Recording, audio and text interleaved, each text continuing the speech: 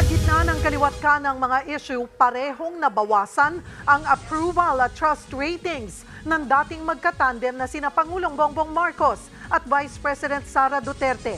Pati ang mga lider ng Senado at Kamara, bumaba ang rating. Nasa frontline ng balitang yan, si May Ann Los Baños. Parehong bumaba ang approval at trust rating ni Pangulong Bongbong Marcos at Vice President Sara Duterte nitong third quarter ng taon base sa pinakahuling survey ng Pulse Asia. Si Pangulong Marcos nabawasan ng 3 percentage points ang approval rating nitong Setyembre, habang 2 percentage points naman ang nawala sa trust rating niya. Ayon sa chairman ng Political Science Department ng UST na si Professor Dennis Coronacion, walang matinding kontrobersya na direktang kinakaharap ang Pangulo. Pero apektado ang imahe niya ng iba't ibang issue sa bansa, gaya ng problema sa inflation, kahirapan, mga krimen at tensyon sa West Philippine Sea. Sa lahat ng suliranin ng ating bansa, among these top officials, ang tinatama ng husto yung Pangulo. Nandyan din yung West Philippine Sea issue. Oo, alam naman natin na since the President is the architect of our foreign policy, kung sakaling patuloy tayo nabubuli, may mga hostile incidents sa mga disputed territories, ang naisip agad ng tao ay yung Pangulo. O sasabihin, sign ng kaduwagan. Mas malaki naman ang natapya sa ratings ni Vice President Sara Duterte. 9 percentage points ang nabawas sa approval ratings niya, habang 10 naman sa trust rating niya. Paliwanag ni Professor Coronacion, malinaw na apektado ang numero ng bise sa pakikipagbangayan niya sa Kamara sa issue ng budget ng Office of the Vice President at budget ng DepEd nung siya pa ang kalihim nito. Nagtuloy-tuloy yung pagbanat sa kanya ng mga members ng House hanggang tuluyan na ngang nasira yung kanyang kredibilidad.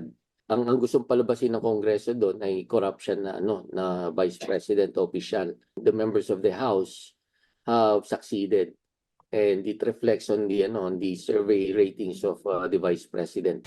Hindi rin daw nakatulong kay VP Sara ang pagmamatigas at pangiisnab sa mga hearing ng Kamara.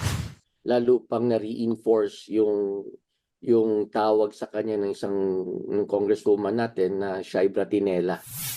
Ayon pa sa ilang eksperto, ang pagbaba o pagtaas ng numero sa survey ng pinakamatataas na opisyal ng gobyerno ay may epekto rin sa kanilang mga kaalyado, lalo na sa papalapit na eleksyon. Kailangan daw kasing mapanatili ng Pangulo at pangalawang Pangulo na epektibo silang endorser para matulungan nilang manalo ang kanilang mamanukin at masigurong may kakampi sila sa Kamara at Senado.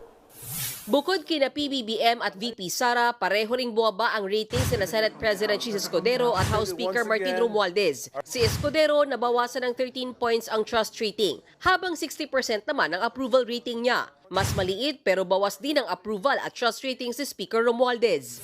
Hindi masyado nababahala sa mga numero niya si Escudero dahil kauupo lang niya noong Mayo bilang Pangulo ng Senado. Nagpasalamat din siya sa mataas niyang approval rating. Pero para kay Professor Coronacion, mas mataas ang pressure kay Speaker Romualdez na pataasin ang mga numero niya, lalo na kung siya ang matulog na mamanukin ng administrasyon sa mas mataas na posisyon sa 2028. Dahil kung si VP Sara Duterte, may pressure din sa kanya kasi expected rin siyang magtumakbo bilang presidente. The same goes for Speaker Martin Romualdez. Kung sa ngayon 32%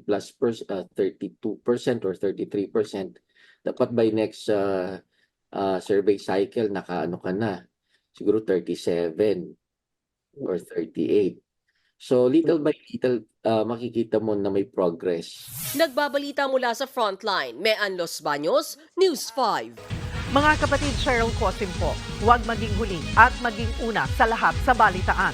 Para sa tuloy-tuloy na talakayang sa Frontline, mag-follow at mag-subscribe sa social media pages ng News 5.